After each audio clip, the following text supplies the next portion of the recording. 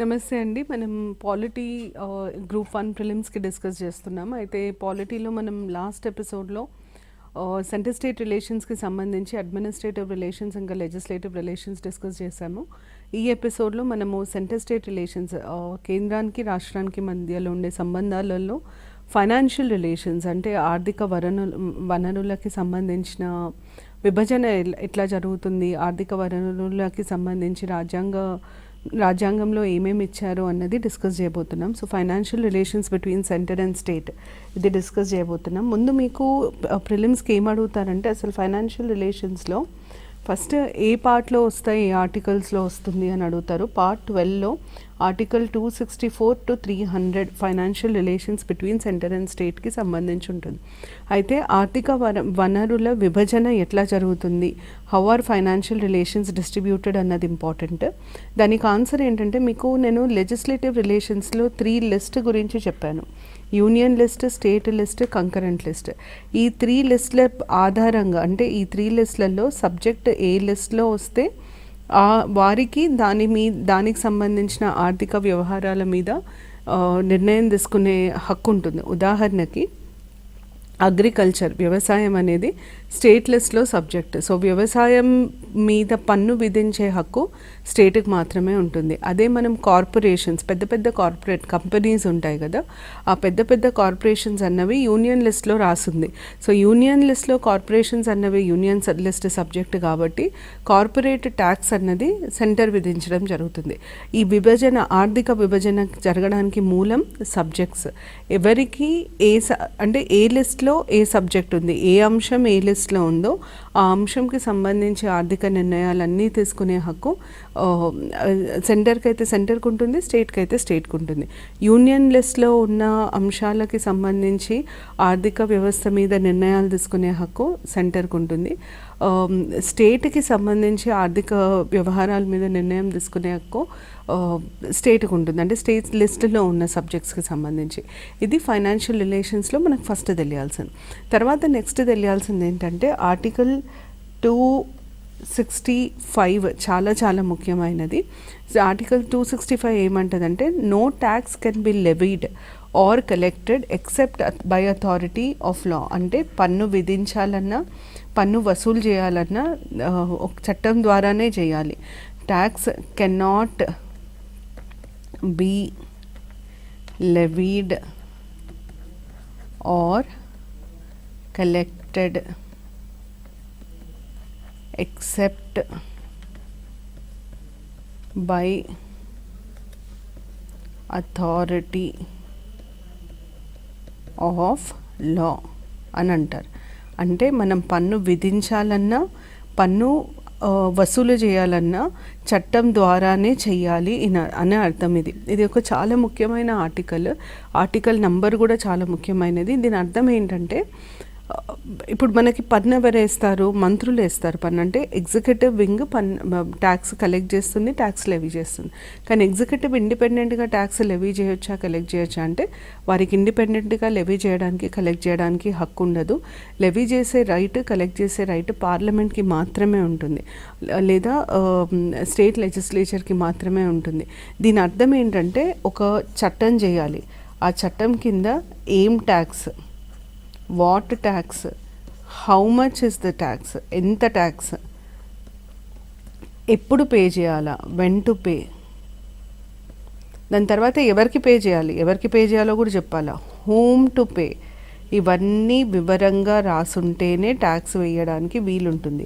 దీనివల్ల బెనిఫిట్ ఏంటంటే ట్యాక్స్ వేసే పవర్ మిస్యూజ్ కాకుండా ఉండడానికి ఈ ఆర్టికల్ని కాన్స్టిట్యూషన్లో యాడ్ చేయడం జరిగింది. So no tax can be levied or collected except by authority of law. అంటే పన్ను విధించాలన్నా, పన్ను వసూలు చేయాలన్నా చట్టపరంగానే చేయడానికి వీలుంటుంది, చట్టం ద్వారానే చేయాలి. ఒక చట్టాన్ని అమల్లోకి తీసుకొచ్చి దాని కింద పన్ను వసూలు చేయడానికి, పన్ను విధించడానికి హక్కు ఉంటుంది.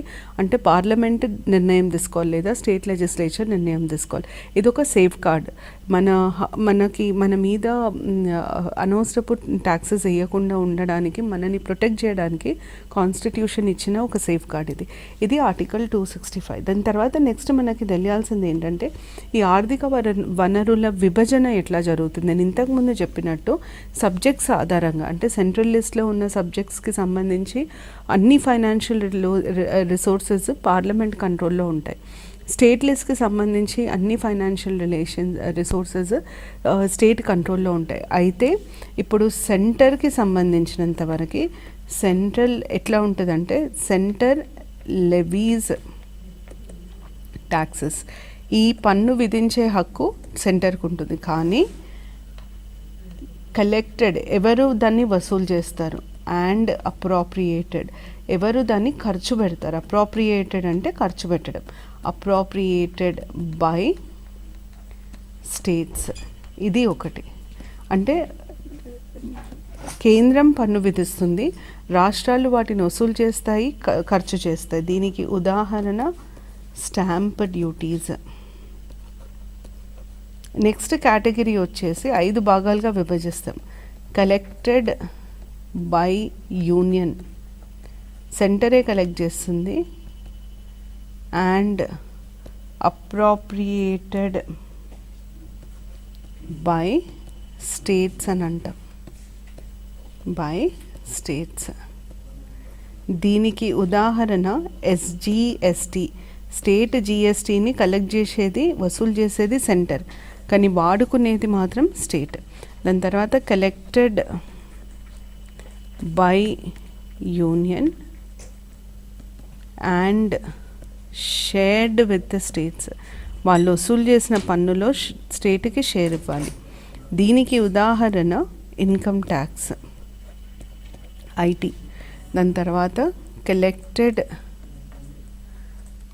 By union and appropriated by union, అంటే కలెక్ట్ చేసేది సెంటరే, దాన్ని వాడేది కూడా సెంటరే, బై యూనియన్. దీనికి ఉదాహరణ సెస్ సర్చార్జ్. సెస్ సర్చార్జులు విధిస్తారు కొన్నిటి మీద. ఈ సెస్ సర్చార్జ్ యూనియనే కలెక్ట్ చేస్తుంది, యూనియనే వాడుతుంది. సో 5 రకాలు ఉంటాయి. ఇప్పుడు 5వ రకం అమల్లో లేదు, అంటే collected by union and maybe shared with states, అది అమల్లో లేదు. సో 4 రకాలు. Collected and appropriated by states ఒకటి, తర్వాత కలెక్టెడ్ బై యూనియన్. ఈ 4 రకాల పన్నులు విధించేది ఎవరు? కేంద్రం. కానీ ఎవరు వసూలు చేస్తారు, ఎవరు దాన్ని వాడుకుంటారు? కొన్ని పన్నులని కేంద్రం వసూలు చేసుకుంటుంది, కేంద్రమే వాడుతుంది. కొన్ని పన్నులని రాష్ట్రం వసూలు చేస్తుంది, రాష్ట్రమే వాడుతుంది. కొన్ని పన్నులని కేంద్రం వసూలు చేస్తుంది కానీ రాష్ట్రాలకు ఇచ్చేస్తుంది. కొన్ని పన్నులని కేంద్రం వసూలు చేసి రాష్ట్రాలకు ఒక భాగం ఇస్తుంది. సో ఏ పన్ను దేని కిందికి వస్తుంది అన్నది మనకు తెలియాలి. దానికి సంబంధించిన ఇన్ఫర్మేషన్ మనం నెక్స్ట్ చూద్దాము. ముందు 268, ఆర్టికల్ 268 కింద duties levied by union but collected and appropriated by states. Stamp duties, medicinal and toilet preparation. కానీ మెడిసినల్ అండ్ టాయిలెట్ ప్రిపరేషన్ అనేదాన్ని ఇప్పుడు జిఎస్టీ కిందకి తీసుకున్నారు కాబట్టి ఉట్టి స్టాంప్ డ్యూటీస్ విధించేది కేంద్రం, కానీ దాన్ని కలెక్ట్ చేసుకునేది, వాడుకునేది మాత్రం రాష్ట్రం. దాని తర్వాత taxes levied and collected by union assigned to the states. Sales tax, sales GST on inter state trade. Sale and purchase of goods except trade on interstate, అంటే GST on intra state trade అని అంటాం. Intra state అంటే ఆ రాష్ట్రంలో అయ్యే GST. Intra state trade నేను మీకు ఇంతకుముందు చెప్పినట్టు స్టేట్ ఎస్జిఎస్టీ, దీన్ని కలెక్ట్ చేసేది కేంద్రం, కానీ ఇది ఎవరికి చెందుతుందంటే రాష్ట్రాలకు చెందుతుంది. ఇది 2వ రకం. తర్వాత మనకి 3వ రకం వచ్చేసి taxes levied and collected by union but shared with states. రాష్ట్రాలకు ఒక భాగం ఇవ్వాలి. దాంట్లో అన్నిటికంటే ముందు వచ్చేది జిఎస్టీ. జిఎస్టీలో రాష్ట్రాలకు ఎంత భాగం ఇవ్వాలి అన్నది చెప్పేది, మనకి రికమెండ్ చేసేది జిఎస్టీ కౌన్సిల్. దాని తర్వాత ట్యాక్సెస్ ఆన్ ఇన్కమ్ ట్యాక్స్ కూడా సెంటర్ కలెక్ట్ చేస్తుంది, స్టేట్స్తో షేర్ చేస్తుంది, కానీ ఇన్కమ్ ట్యాక్స్ కింద అగ్రికల్చరల్ ఇన్కమ్ రాదు. దాని తర్వాత 268 కింద ఇంతకు మునుపు మనకు సర్వీస్ ట్యాక్స్ ఉండే, కానీ దీన్ని తీసేయడం జరిగింది. 88 కాన్స్టిట్యూషనల్ అమెండ్మెంట్ యాక్ట్ ద్వారా సర్వీస్ ట్యాక్స్ని మన దగ్గర యాడ్ చేశారు. 101 కాన్స్టిట్యూషనల్ అమెండ్మెంట్ ద్వారా సర్వీస్ ట్యాక్స్ని తీసేయడం జరిగింది. ఇది ఈ సర్వీస్ ట్యాక్స్కి సంబంధించి. సో మీకు ఇక్కడ గుర్తుండాల్సింది ఏంటంటే, ఇన్కమ్ ట్యాక్స్ విధించేది ఎవరు? కేంద్రం. ఇన్కమ్ ట్యాక్స్ వసూలు చేసేది ఎవరు? కేంద్రం. కానీ ఇన్కమ్ ట్యాక్స్లో ఖచ్చితంగా రాష్ట్రాలకు భాగం ఉంటుంది. ఎంత పర్సంటేజ్ రాష్ట్రాలకు ఇవ్వాలి అన్నది ఎవరు రికమెండ్ చేస్తారు? Finance commission. జిఎస్టీ విధించేది కేంద్రం, జిఎస్టీ కలెక్ట్ చేసేది కేంద్రం, కానీ రాష్ట్రాలకు కూడా భాగం ఇవ్వాలి. దీన్ని మనం ఇంటిగ్రేటెడ్ జిఎస్టీ అంటాం, ఐజిఎస్టీ. రాష్ట్రాలకు కూడా భాగం ఇవ్వాలి. ఎంత భాగం ఇవ్వాలి అన్న దాంట్లో మళ్ళీ జిఎస్టీ కౌన్సిల్ రికమెండేషన్స్ ఉంటాయి. తర్వాత సర్వీస్ ట్యాక్స్ మన రాజ్యాంగంలో ఎప్పుడు యాడ్ చేశారు అని అడగొచ్చు. 88th కాన్స్టిట్యూషనల్ అమెండ్మెంట్ ద్వారా యాడ్ చేశారు. 101 కాన్స్టిట్యూషనల్ అమెండ్మెంట్ ద్వారా దాన్ని తీసేయడం జరిగింది. అంటే 101 కాన్స్టిట్యూషనల్ అమెండ్మెంట్ ద్వారా జిఎస్టీ ఇంట్రడ్యూస్ చేసి సర్వీస్ ట్యాక్స్ని దాని కిందకి తీసుకోవడం జరిగింది. సో ట్యాక్సెస్ సెంటర్ లెవీ చేసి స్టేట్స్తో షేర్ చేసుకోవాల్సింది జిఎస్టీ, ఇన్కమ్ ట్యాక్స్. కానీ అగ్రికల్చర్ ట్యాక్స్ రాదు, ఎందుకంటే అగ్రికల్చర్ స్టేట్ సబ్జెక్ట్ కాబట్టి అగ్రికల్చర్ ఇన్కమ్ మీద పన్ను విధించే హక్కు స్టేట్కి ఉంటుంది. తర్వాత taxes levied, collected and appropriated by the union.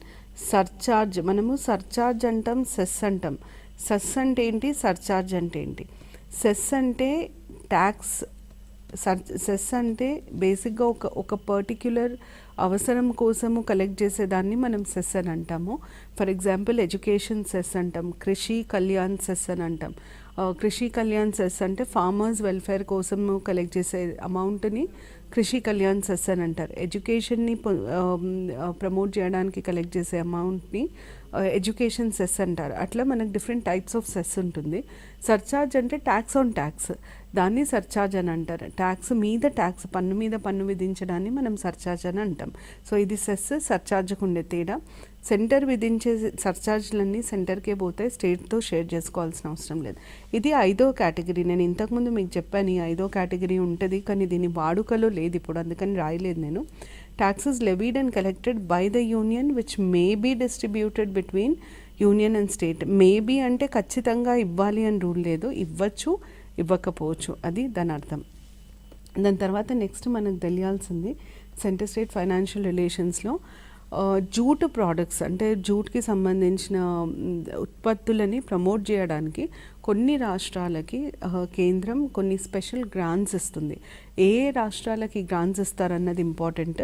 వీటిని మనం స్పెషల్ గ్రాంట్స్ అని అంటాము. ఈ వర్డ్ ఇంపార్టెంట్. ఏ రాష్ట్రాలకి ఇస్తారు అంటే అస్సాం, బీహార్, ఒడిషా, ఇంకా వెస్ట్ బెంగాల్. ఈ 4 పేర్లు గుర్తుపెట్టుకోవాలి. కేంద్రం ఎప్పుడైనా సెంటర్ మీద స్టేట్స్ ఆధారపడి ఉంటాయి ఆర్థిక వనరుల కోసం. ఈ వనరులు 3 రకాలుగా ఇవ్వచ్చు. ఒకటేమో స్పెషల్ గ్రాంట్, ఇప్పుడు ఈ ఆర్టికల్ కింద మనం చదివేది స్పెషల్ గ్రాంట్. దాని తర్వాత రెండోదేమో గ్రాంట్స్ అండ్ ఎయిడ్. నెక్స్ట్ మనం చదువుతాం గ్రాంట్స్ అండ్ ఎయిడ్ అని ఉంటుంది. స్పెషల్ గ్రాంట్ అన్ని రాష్ట్రాలకు ఇవ్వరు, కొన్ని రాష్ట్రాలకు మాత్రమే ఒక ప్రత్యేక అవసరం కోసం ఇస్తారు అంతే. ఇక్కడ ఉదాహరణకి ఇక్కడ జూట్ ప్రోడక్ట్స్ కోసం ఇస్తారు, 4 రాష్ట్రాలకే ఇస్తారు. సో ఒక ప్రత్యేక అవసరం కోసం ఇచ్చేది special grant. Grants and aid అన్ని రాష్ట్రాలకు ఇస్తారు, దీని గురించి మళ్ళీ చర్చిద్దాం. దాని తర్వాత లాస్ట్ ఏంటంటే షేర్ ఇన్ సెంటర్స్ రెవెన్యూ. ఈ 3 రకాలుగా రెవెన్యూ, ఈ 3 రకాలుగా కేంద్రం రాష్ట్రాన్ని ఆర్థికంగా సహాయం చేస్తుంది. అయితే షేర్ ఇన్ సెంటర్స్ రెవెన్యూ ఎక్కడెక్కడ వస్తుందంటే ఒకటి ఇన్కమ్ ట్యాక్స్లో వస్తుంది, ఒకటి జిఎస్టీలో వస్తుంది. ఇది గుర్తుపెట్టుకుంటే మీకు ఈజీ అవుతుంది. దాని తర్వాత ఆర్టికల్ 274 ఏమంటుందంటే రాష్ట్ర అవసరాలు లేదా రాష్ట్ర ఆర్థిక స్థితిని దెబ్బతీసే ఏ రకమైన బిల్లు ప్రవేశపెట్టాలన్నా పార్లమెంట్లో అది ముందు రాష్ట్రపతి పరిశీలించి ఆమోదిస్తేనే దాన్ని పార్లమెంట్లో పెట్టచ్చు అన్నది 274 యొక్క తాత్పర్యం. అంటే any bill that effects the financial interest of the state, స్టేట్కి సంబంధించి రాష్ట్ర ఆర్థిక పరిస్థితి మీద ప్రభావం చూపించే ఏ బిల్ అయినా సరే రాష్ట్రపతి ఆమోదంతోనే దాన్ని పార్లమెంట్కి పంపడానికి వీలుంటుంది. అది 274. దాని తర్వాత మనకి నెక్స్ట్ 275 వచ్చేసి గ్రాంట్స్ అండ్ ఎయిడ్ గురించి చెప్తుంది. గ్రాంట్స్ అండ్ ఎయిడ్ అనేది కేంద్రం రాష్ట్రానికి ఇచ్చే ఒక సహాయం. ఈ గ్రాంట్స్ అండ్ ఎయిడ్ కేంద్రంకి సంబంధించినంత వరకు బడ్జెట్లో రెవెన్యూ సైడ్లో ఉంటుంది. అంటే మరి దీన్ని ఎట్లా అర్థం చేసుకోవాలి అంటే, మనం ఒకవేళ ఎవరికన్నా చారిటీ చేస్తే, ఎవరికన్నా మనము దానం చేసినప్పుడు ఆ దానాన్ని మనం తిరిగి తీసుకోం, దానాన్ని మనం ఖర్చులా చూపిస్తాం. గ్రాంట్స్ అండ్ ఎయిడ్ అనేది కేంద్రం రాష్ట్రాలకు ఇచ్చే దానం, దానిని ఖర్చులాగానే చూపిస్తుంది కేంద్రం. సో రెవెన్యూ సైడ్లో వస్తుంది. అదే స్టేట్ బడ్జెట్లో అది చూస్తే ఇన్కమ్ సైడ్లో వస్తుంది. ఎందుకంటే స్టేట్ మళ్ళీ దాన్ని తిరిగి కట్టాల్సిన అవసరం లేదు. అయితే గ్రాంట్స్ అండ్ ఎయిడ్ ఎవరు రికమెండ్ చేస్తారు అంటే, ప్రతి రాష్ట్రానికి ఎంత గ్రాంట్స్ అండ్ ఎయిడ్ ఇవ్వాలి అన్నది రికమెండ్ చేసేది ఫైనాన్స్ కమిషన్. రాష్ట్రం టు రాష్ట్రం గ్రాంట్స్ అండ్ ఎయిడ్ మారుతూ ఉంటుంది. గ్రాంట్స్ అండ్ ఎయిడ్ యూనిఫామ్గా ఇవ్వం, అన్ఈక్వల్ గ్రాంట్స్ అండ్ ఎయిడ్ ఉంటాయి. అంటే కొన్ని రాష్ట్రాలకు ఎక్కువ ఇవ్వడం జరుగుతుంది, కొన్ని రాష్ట్రాలకు తక్కువ ఇవ్వడం జరుగుతుంది. ఇది అసిమెట్రిక్ ఫెడరేషన్ యొక్క లక్షణం. అంటే మన దేశంలో అన్ని రాష్ట్రాలను సమానంగా చూడము. రాష్ట్రాలను వాటి జనాభాను బట్టి, వాటి సైజుని బట్టి వాటికి ఇచ్చే ప్రిఫరెన్స్ ఉంటుంది. అందుకనే దాంట్లో భాగంగా రాజ్యసభలో కూడా వాళ్ళకి ఈక్వల్ రిప్రజెంటేషన్ ఉండదు రాష్ట్రాలకి. దాంట్లో భాగంగా సెంటర్ ఇచ్చే గ్రాంట్స్ అండ్ ఎయిడ్ కూడా ఈక్వల్గా ఇవ్వడం జరగదు, అన్ఈక్వల్ గ్రాంట్స్ అండ్ ఎయిడ్ ఇవ్వడం జరుగుతుంది. ఇది ఆర్టికల్ 275. దీని తర్వాత నెక్స్ట్ మనకి నెక్స్ట్ ఇంపార్టెంట్ ఆర్టికల్ వచ్చేసి 276. ఈ 276 ఏమంటుందంటే, లోకల్ సెల్ఫ్ గవర్నమెంట్కి సంబంధించి, లోకల్ సెల్ఫ్ గవర్నమెంట్ పని చేయడానికి, అంటే పంచాయతీలు, మున్సిపాలిటీలు వాటిని అవి పని చేసుకోవడానికి కావాల్సిన ట్యాక్సులు అవే విధించుకునేటట్టు రాష్ట్రం చట్టం చేయాలి. అంటే లోకల్ సెల్ఫ్ గవర్నమెంట్ వేసే ట్యాక్సెస్ని నిర్ణయించే హక్కు రాష్ట్రాలకు ఉంటుంది, కేంద్రానికి ఉండదు. ఉదాహరణకి మీరు వినుంటారు, ఇంటి పన్ను, ప్రాపర్టీ ట్యాక్స్ విధించేది రాష్ట్ర ప్రభుత్వం, కానీ దాన్ని వసూలు చేసేది, దాన్ని వాడేది మాత్రం లోకల్ సెల్ఫ్ గవర్నమెంట్, పంచాయత్ కానీ మున్సిపాలిటీ కానీ వాడుతుంది. అలాగే సిటీలలో ప్రొఫెషనల్ ట్యాక్స్ అని పే చేస్తారు. ఈ ప్రొఫెషనల్ ట్యాక్స్ కూడా విధించేది కాన్స్టిట్యూషన్లో రాసుంటుంది 2500 అని, కానీ దాన్ని కలెక్ట్ చేసుకునేది, వాడుకునేది మాత్రం మున్సిపాలిటీస్. ఇట్లా లోకల్ సెల్ఫ్ గవర్నమెంట్కి ఏం ట్యాక్సెస్ ఇవ్వాలి అన్నది నిర్ణయించుకునే హక్కు స్టేట్ గవర్నమెంట్కి ఉంటుంది. దాని తర్వాత నెక్స్ట్ మనకి state finance commission, union finance commission ఉంటుంది. యూనియన్ ఫైనాన్స్ కమిషన్ గురించి మనకి ఏమేమి తెలియాలి? ఫస్ట్ దీన్ని ఎవరు అపాయింట్ చేస్తారు? President appoints. యూనియన్ ఫైనాన్స్ కమిషన్ని అపాయింట్ చేసేది ప్రెసిడెంట్. యూనియన్ ఫైనాన్స్ కమిషన్ని 5 ఏళ్ళు, అంటే వారి రికమెండేషన్స్ వ్యవధి 5 ఏళ్ళు, ఆఫ్టర్ ఎవ్రీ 5 years అని అంటాం. యూనియన్ ఫైనాన్స్ కమిషన్లో ఎవరెవరు ఉంటారు? కాంపోజిషన్ ఒకటి ఇంపార్టెంట్. యూనియన్ ఫైనాన్స్ కమిషన్కి ఉండే బాధ్యతలు ఏంటి, ఫంక్షన్స్ ఏంటి, రెస్పాన్సిబిలిటీస్ ఏంటి, ఇది ఇంపార్టెంట్. దాని తర్వాత నెక్స్ట్ మనకు తెలియాల్సింది యూనియన్ ఫైనాన్స్ కమిషన్ రిపోర్టు గురించి.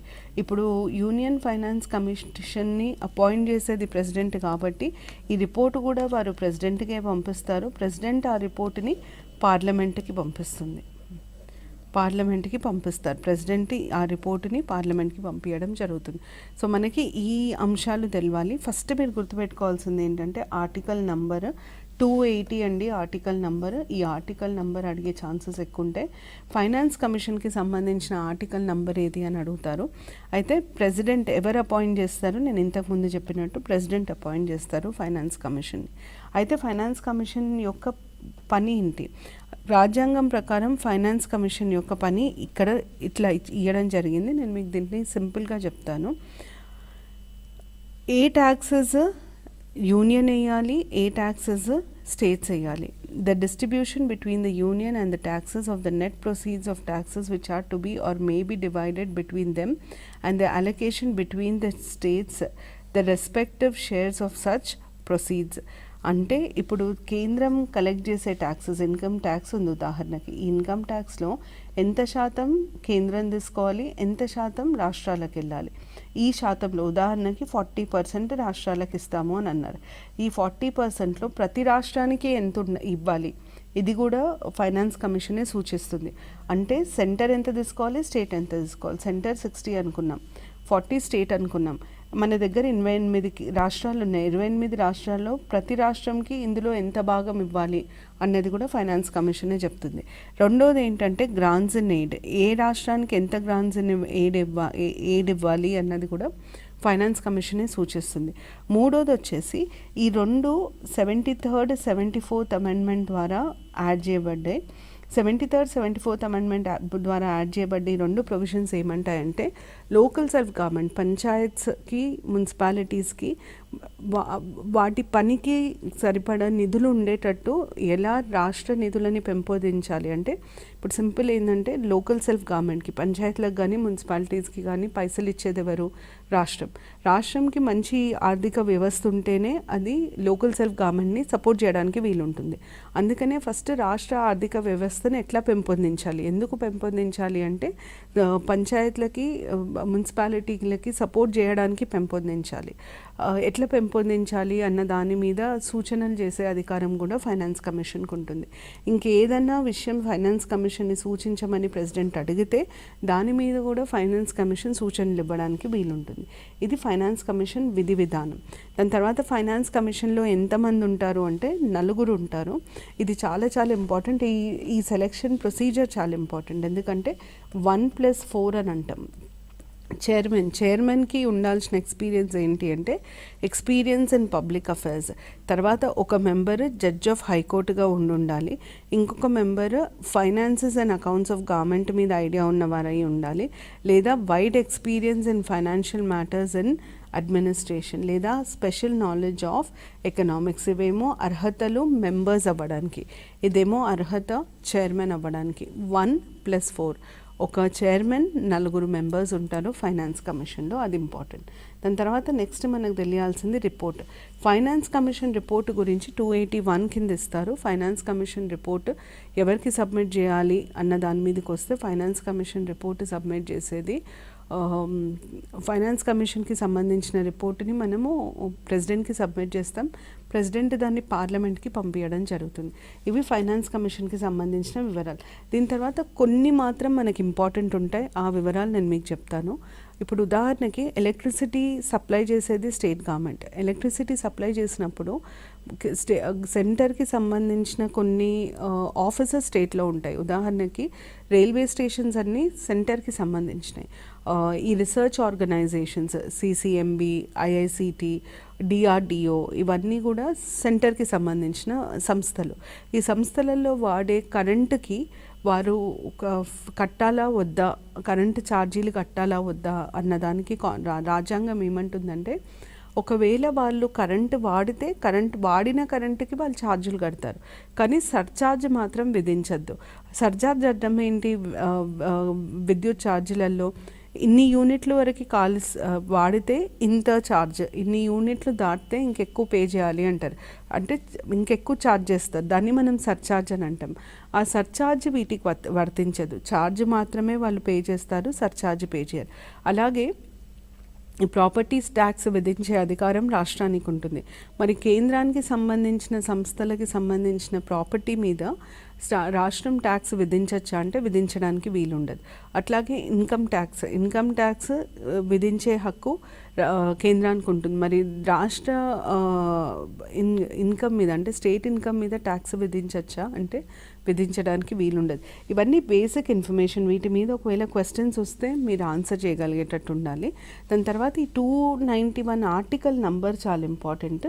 మన దగ్గర ప్రివీ పర్సన్ ఉండేది. ఈ ప్రివిలేజ్ పర్సన్ అన్నది పూర్వ రాజుల కంటే ఇంతకుముందు ప్రిన్స్లీ స్టేట్స్ని పాలించిన రాజులకు, ఉదాహరణకి మన 7th నిజాంకి కూడా ప్రివీ పర్స్ ఇచ్చేవాళ్ళు. అంటే అది రాయల్ పెన్షన్. వాళ్ళ రాజ్యాన్ని భారతదేశంలో ఐక్యం చేసినందుకు గాను వాళ్ళకు ఒక పెన్షన్ ఇచ్చేవాళ్ళు. వాళ్ళు బతుకున్నన్ని రోజులు పెన్షన్ వస్తుంది అని. ఆ పెన్షన్ని ప్రివీ పర్స్ అనేవాళ్ళు. ఈ ప్రివీ పర్స్ ఏ ఆర్టికల్ కింద ఇచ్చిండ్రు అంటే 291 కింద ఇచ్చారు. దాని తర్వాత ప్రివీ పర్స్ని తీసేయడం జరిగిందండి. ఇంకా ప్రివీ పర్స్ ఉండదు అని ఇందిరాగాంధీ ప్రభుత్వం అప్పుడు నిర్ణయం తీసుకోవడం జరిగింది. ఏ రాజ్యాంగ సవరణ ద్వారా ప్రివీ పర్స్ని తీసేశారన్నది చాలా సార్లు అడిగిన క్వశ్చన్. ఇది ఇంపార్టెంట్ మనకి. దాని తర్వాత 292, 293 ఇవి ఏం చెప్తాయి మనకి అంటే, అసలు ఒకవేళ రాష్ట్రానికి అప్పు కావాలనుకుంటే ఎవరిని అడగొచ్చు, కేంద్రానికి అప్పు కావాలనుకుంటే ఎవరిని అడగొచ్చు. కేంద్రానికి అప్పు కావాలనుకుంటే ఇంటర్నల్ సోర్సెస్ అంటే దేశం లోపల వారు అప్పు చేయొచ్చు, దేశం బయట కూడా అప్పు చేయడానికి వీలుంటుంది. అదే రాష్ట్రానికి సంబంధించి దేశం లోపల వారు ఎవరినైనా అడగొచ్చు, కానీ దేశం దాటి వాళ్ళు ఒకవేళ అప్పు చేయాలి అనుకుంటే ఖచ్చితంగా సెంటర్ దానికి హామీ ఇవ్వాలి. అంటే సెంటర్ గ్యారంటీ ఇస్తేనే స్టేట్ లోన్ తీసుకోవడానికి వీలుంటుంది. ఉదాహరణకి రాష్ట్రం వరల్డ్ బ్యాంక్ నుండి 500 కోట్లు 5,000 కోట్లు తీసుకోవాలనుకుంటుంది. రాష్ట్రం పోయి నాకు లోన్ ఇవ్వమంటే వరల్డ్ బ్యాంక్ ఇవ్వదు. రాష్ట్రం ముందు కేంద్రానికి చెప్పాలి, కేంద్రం నేను హామీ ఇస్తాను అని చెప్తేనే రాష్ట్రానికి వరల్డ్ బ్యాంక్ లోన్ ఇస్తుంది.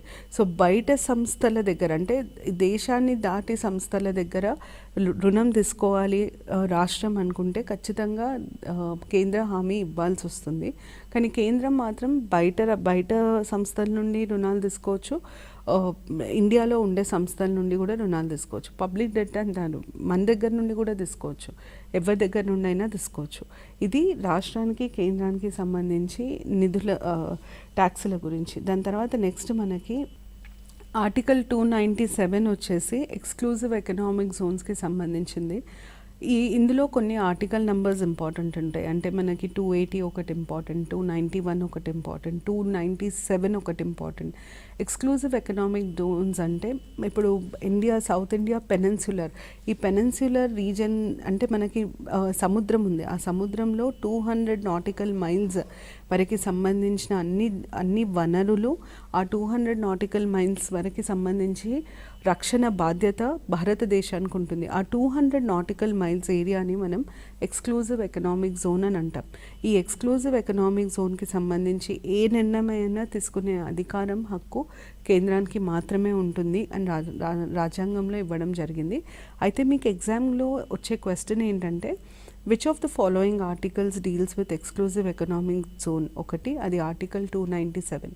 రెండో ప్రశ్న మిమ్మల్ని అడిగేది ఏంటంటే, which of the following amendments added exclusive economic zones to the constitution? అంటే ఎక్స్క్లూజివ్ ఎకనామిక్ జోన్స్కి సంబంధించిన ప్రొవిజన్స్ రాజ్యాంగంలో ఏ సవరణ ద్వారా యాడ్ చేయడం జరిగింది అని అడుగుతారు. అది 40 కాన్స్టిట్యూషనల్ అమెండ్మెంట్ యాక్ట్. మూడో ప్రశ్న వచ్చేసి ఎక్స్క్లూజివ్ ఎకనామిక్ జోన్కి సంబంధించి ఏ నిర్ణయం అయినా ఎవరు తీసుకుంటారు అంటే కేంద్రానికి మాత్రమే ఏ నిర్ణయం తీసుకునే హక్కు ఉంటుంది. దాని తర్వాత లాస్ట్ మనకి 300A ఆర్టికల్ నెంబర్ కూడా చాలా ముఖ్యమైనది. అది రైట్ టు ప్రాపర్టీకి సంబంధించి.